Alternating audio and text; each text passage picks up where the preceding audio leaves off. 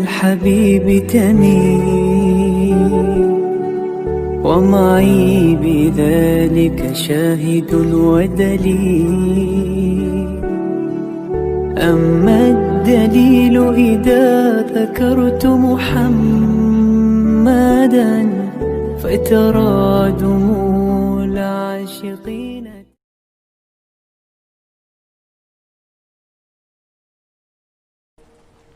Ini sebetulnya dimulai hal-hal yang ringan. Nggak ada ceritanya filosofi agama itu berat, karena jubilatil ukul ala qabulil haqqi. Semua ulama berpendapat akal itu dipaksa untuk menerima kebenaran. Saya pernah ditanya seorang dokter, dia tanya gini, Pak, zina itu kan enak, kenapa haram? Lalu tidak enaknya zina di mana? Terus dia saya tantang, andai kan zina wajib kamu bingung, kok bisa? Kalau setelahnya terus tak suruh lagi kamu bisa, ya udah bisa, mau akhirnya dia mikir iya ya, kalau wajib malah bingung, harus mengumpulkan uang untuk murder, dan kalau dia senang seseorang tidak harus kesampaian, ya kan? Kalau kamu senang seseorang kan tidak mesti dia senang kamu, kan repot kan? Kalau senang tidak mesti dia senang kamu, atau nggak senang maunya dibayarkan repot. Mendingan diharamkan terus tidak usah, kan enak malah. Tidur di kamar happy santai, syukur-syukur itu terganti oleh sujud, oleh munajat, oleh kesenangan-kesenangan yang religi. Misalnya maling diharamkan ya enak, kalau kita boleh maling malah digebuki orang malah repot. Barokahnya diharamkan tidak dapat pahala, tidak digebukin orang gitu. Sama, jadi perlu membuat argumentasi agama itu penting. Selama ini ada kesolehan amatir, itu yang sering saya kritik setiap saya ngaji, itu kesolehan apa? Amatir. Misalnya gini, kadang-kadang orang ngeluh gini, Islam tuh repot, mau kebar gak boleh, mau bebas gak boleh, andai kan boleh semua kan enak. Pertanyaannya adalah, ketika boleh semua, apakah lembaga maksiat ini tidak ada aturan? Kan tetap ada aturan, boleh pakai kalau bayar, itu aturan enggak? Aturan. Kalau yang cantik mahal kan aturan. Kalau khomer atau arak yang enak mahal kan aturan. Artinya gini, di tempat yang maksiat pun banyak apa? Aturan. Kenapa aturan di tempat maksiat kamu anggap kebebasan, sementara agama ngatur kamu anggap pengekangan? Nah, ini namanya soleh amatir apa? Soleh amatir itu yang latihan soleh. Tapi kalau solehnya sudah lama, kayak saya ini masuk soleh sudah lama, tidak tahu saya. Dari Gus Bak Syukur yang nggak seneng namanya akan komentari ujub, ya sudahlah itu biasa manusia seperti itu. Seperti sama merengut, yang senang akan bilang pemikir serius, yang nggak seneng mau kok merengut orang ita itu ya gitu, yang seneng bilang wah itu sibuk ngalor ngidul gitu, yang nggak seneng kan bilang wah ita itu. Jadi itu kan nggak usah dipikir lah, komentar orang itu nggak usah dipikir. Jadi ini penting saya utarakan, sehingga saya berpikir terutama untuk zaman akhir. Saya ulang lagi, terutama untuk zaman akhir. Saya buktikan sekian ayat. Sebenarnya saya hafal Quran, tapi ini tak bawa Qurannya supaya nanti kamu bisa nyari ayatnya. Syukur-syukur kamu bisa nyanyi saya hafal Quran, bagus ini. Kalau enggak ya kacau ya. Sekarang banyak orang bantah apa orang hafal Quran, dia sendiri enggak hafal. Saya sering di Jogja, saya mau tanya tafsir sama jenengan, karena tafsir Kemenak itu ada kesalahan sekian 2000 itu, tak tanya kamu hafal Quran enggak? Aduh repot ini pada saya. Ini kayak Tyson tinju sama Elias Pikal gitu. Kalau kelasnya agak sama mati soalnya.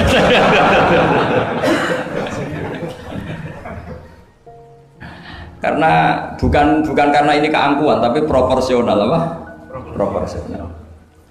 Saya cerita yang ringan-ringan saja, sebagaimana sanad saya dari guru-guru saya ila Rasulullah Shallallahu Alaihi Wasallam. Agama itu dimulai dari kesenangan, happy, faroh kalau dalam bahasa Arab al-faroh. Ayatnya jelas, kul bi fadlillah wa bi rahmatihi fa bidzalika falyafrahu. Ingat Muhammad dengan fadl Allah, anugerah Allah dan rahmatnya, kemudian dengan itu kamu harus senang. Sehingga dengan senang kepada Allah dan Rasul itu nikmatnya Masya Allah. Andai kan senang itu bisa ditakar, orang yang sedang tahajud menangisi dosanya plus menangisi nasibnya kalau di perantauan itu senangnya sama orang yang sedang dugem itu mesti kalah, mesti senang yang sedang tahajud. Karena orang-orang maksiat itu sebenarnya orang-orang susah.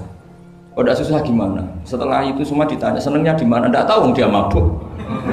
Sementara senang kamu ingat betul tadi malam saya nangisi dosa-dosa saya, nangisi nasib saya, kemudian tenang karena kembali ke Allah, kembali ke Rasul. Itu luar biasa senangnya. Tapi masalahnya sekarang ibadah itu kayak ancaman. Kalau ada pondok mewajibkan tahajud itu santrinya itu sudah mendelik dulu. Kalau di masjid-masjid gini itu kira-kira diwajibkan tahajud orang juga protes. Ini aliran sesat, sunat kok diwajibkan. Jadi agama itu banyak keunikan, tapi yang jelas saya pastikan kamu harus senang. Kata Rasulullah SAW tadi, salasun mangkun nafihi wajata halawatal iman. 3 hal ini, kalau 3 hal ini ada pada kamu, ada pada kita, pasti kita ini menemukan halawatal iman, manisnya iman. Yaitu satu, ayyakuna Allahu wa rasuluhu ahabba ilaihi mimma siwahuma. Bahwa Allah dan Rasul itu lebih Anda cintai ketimbang yang lain. Mencintai Allah itu nikmatnya Masya Allah. Caranya gimana supaya kita istiqomah ibadah? Anggap hidup kami itu sehari. Saya ini di Jawa, celok besar, tapi punya uang 200.000 itu ngira banyak sekali. Bukan banyak, banyak sekali. Karena saya ngitung hidup itu per hari. Karena aturannya orang soleh, sama tak ijazahi, pasti kamu gak mau. Karena kamu pecinta won. Pasti tidak mau. Syarat sahnya orang soleh itu harus nganggap hidup itu hanya sehari. Hanya apa? Wa'mal li akhiratika ka'annaka tamutu ghadan. Beramallah untuk akhiratmu seakan-akan besok mati. Coba kamu yang di perantauan, bayangkan maksiat sampai 60 tahun ke depan kan berat. Sampai seminggu saja kira-kira berat kan. Tapi kalau bayangkan saya tidak akan maksiat semalam ini karena besok saya mati, sukses. Besok berpikir gitu lagi, saya tidak akan maksiat kan hanya sehari. Ternyata besok hidup lagi. Berpikir gitu lagi, tahu-tahu mati betulan setelah 60 tahun. Jadi itu apa ya, satu konsep dari Rasulullah supaya orang itu meninggalkan maksiat itu ringan karena bayangannya hidup hanya. Coba yang ahli maksiat itu diberitahu besok kamu mati, kira-kira malamnya maksiat enggak? Kamu maksiat itu karena bayangkan hidup masih lama.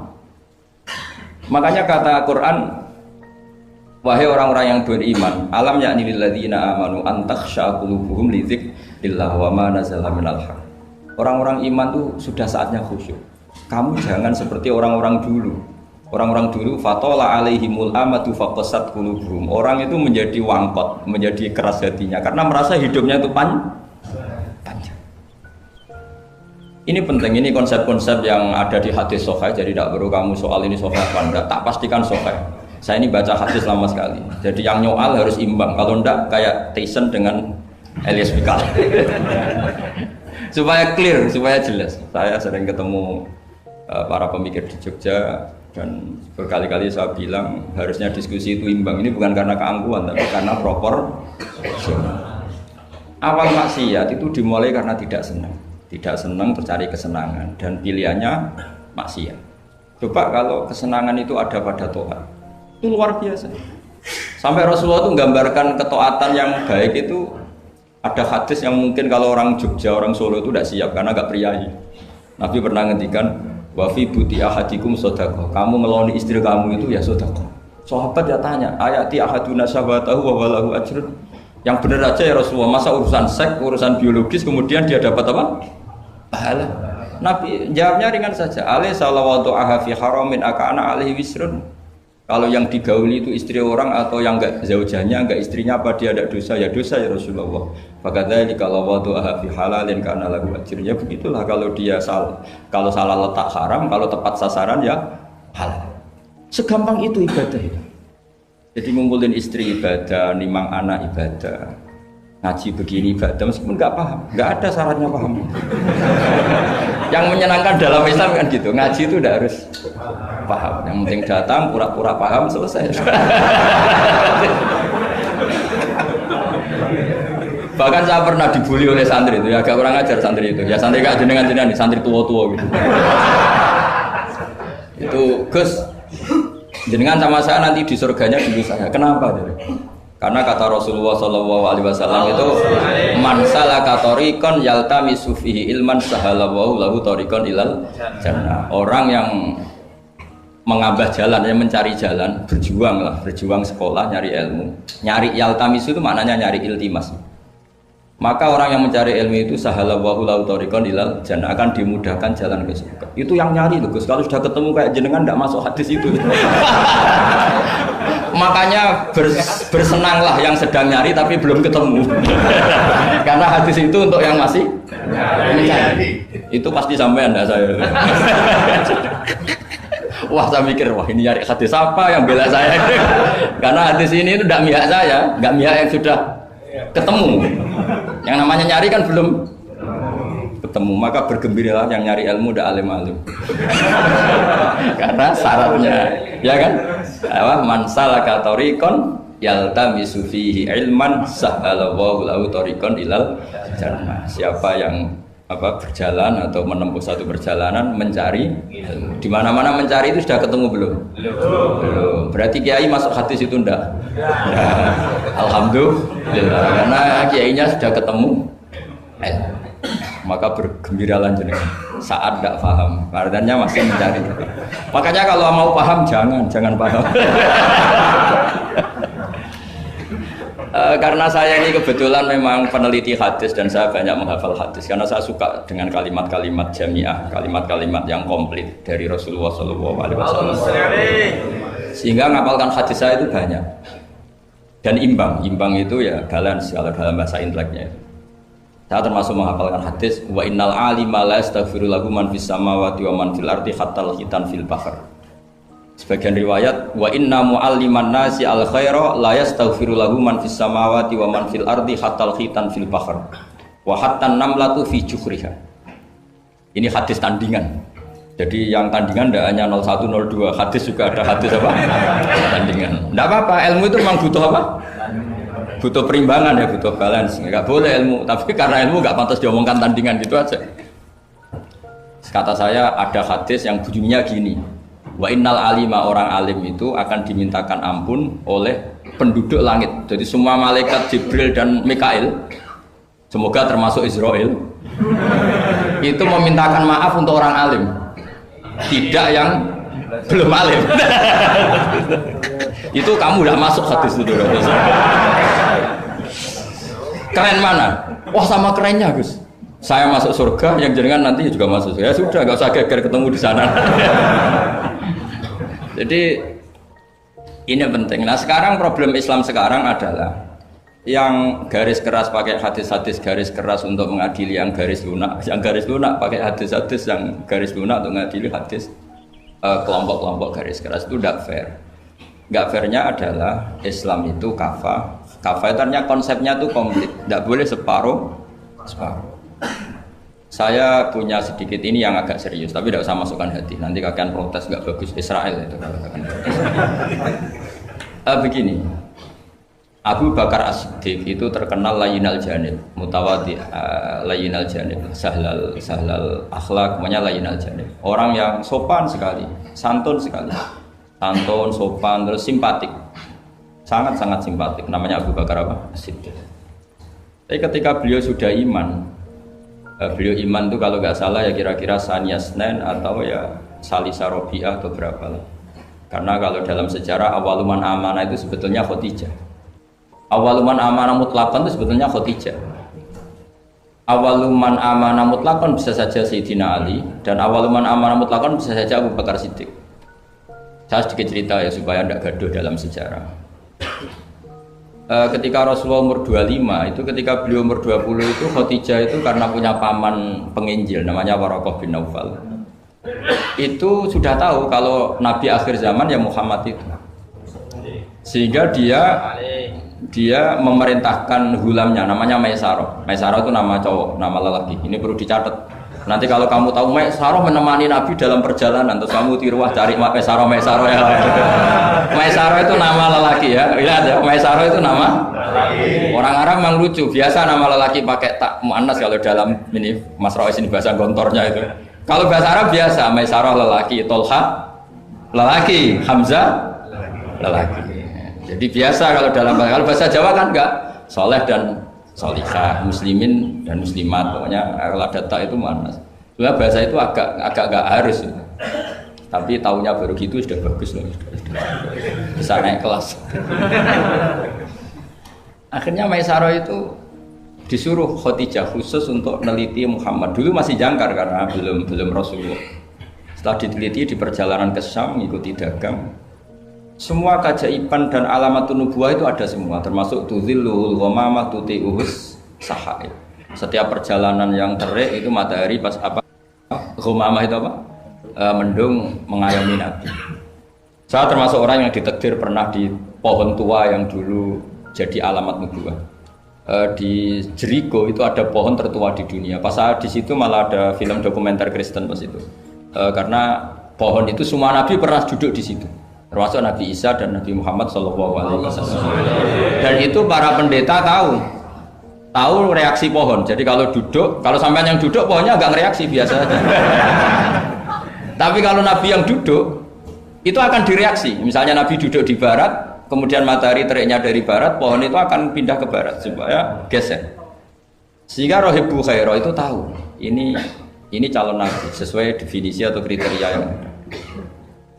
Singkat cerita, setelah Maisarah lapor sekian alamat Nabi itu diceritakan Khadijah, terus Nabi ketika umur 25 dia memantapkan diri untuk nikah sama orang yang bernama Muhammad. Tapi Khadijah itu mulai agak kecewa. Kok nggak jadi Nabi? Biasa-biasa saja, tetap dagang saja. Nabi tetap dagang. Hanya tentu tetap punya sifat amanat, kredibilitas dijaga, semuanya terjaga. Tapi nggak ada alamat Nabi yang ekstrim lah yang. Jika Khadijah mulai mamang ini kapan jadi Nabi ini kok gini-gini aja. Ya. Nah pas umur 40 itu Nabi ngalami yatahannas itu yata'abbad al-layali yadawatil adat. Kalau dalam Sahih Muslim disebutkan fakana yatahannasu fil ghar wa huwa at-ta'abbud al-layali yadawatil adat. Yang dikatakan tahannus adalah menyembah Allah di gua, menyepi, kemudian beberapa hari. Terus di hadis itu juga diterangkan wa yatazawwadu lidzalik. Perlu dicatat dulu tirakannya Nabi itu ya bawa bekal. Bukan terus kelaparan 3 hari nanti fata morgana yang dilihat. Jadi ini perlu dicatat. Kadang banyak orang tirakat gak makan 40 hari, gak makan 3 hari itu malah bahaya. Karena yang dikatakan nur atau apa ternyata fata morgana karena lama ndak makan. Jadi perlu dicatat di hadis itu jelas ada kalimat wa yatazawwadu lidzalik. Ya Nabi ya normal bawa apa? Bekal. Jadi tidak lapar-lapar amal. Tapi tidak satu nampan kayak makan di atas tadi ndak ya. Kalau itu makannya orang kelaparan itu. Ya tapi bagus lah, saking hormatnya sama kiai makannya banyak. Apa ngetes kiainya? Kalau banyak ada kiai ini. Tidak tahu. Motifnya apa? Tidak tahu. Motifnya tidak tahu. Tapi husnudzon wajib. Panitia tenang saja. Kiai itu wajib husnudzon. Harus baca ini ya Muhammad. Nabi begitu fatwa. Sehingga ini penting sekali karena jarang orang mengungkapkan ini. Kenapa jarang mengungkapkan? Kemungkinan satu tidak tahu. Dua, karena kadang kiai itu ya manusia, Ustadz juga manusia. Kadang-kadang dengan tanda kutip itu ya pecundang. Dia ngomong yang dicintai pasar, itu yang saya sesalkan betul. Tidak ngomong yang dibutuhkan dalam khazanah Islam. Itu saya kecewa betul. Dan semoga mereka itu tobat. Enggak boleh seperti itu. Coba kita ini Islam mulai kecil, punya kiai mulai kecil. Kadang-kadang tidak pinter-pinter. Karena ayatnya itu terus sama. Kubu sebelah misalnya dalil ayat ini, yang ini terus gitu aja. Kalau orang sunat diceritain Nabi Ibrahim sunat 80 tahun itu pakai palu, pakai apa itu kodum itu tapak langganan ya. Kalau ada orang mati ya mesti kullu nafsin dha'iqatul maut. Kalau ada orang nikah mesti faman rohiba an sunnati fakmu itu saja. Jadi umat ilmunya tidak tambah, ya sudah siapa saja yang nikah ya itu aja, yang mati ya itu aja kullu nafsin. Karena ya pasarnya seperti itu. Buat sekali-kali ada orang mati itu bilang, ayo pesta. Karena orang dolim ini sudah mati. Ngurangi beban bumi. Ngurangi beban apa? Syukurilah kematian orang fasik ini. Itu nggak disangoni sampai itu. Sudah ada disangoni, dibenci keluarganya, ya enggak? Ya daripada gitu yang umum saja kullu nafsin dha'iqatul maut. Kematian adalah mau'idhah, kafa bil mauti wa'idun. Cukup mati sebagai nasihat. Ya.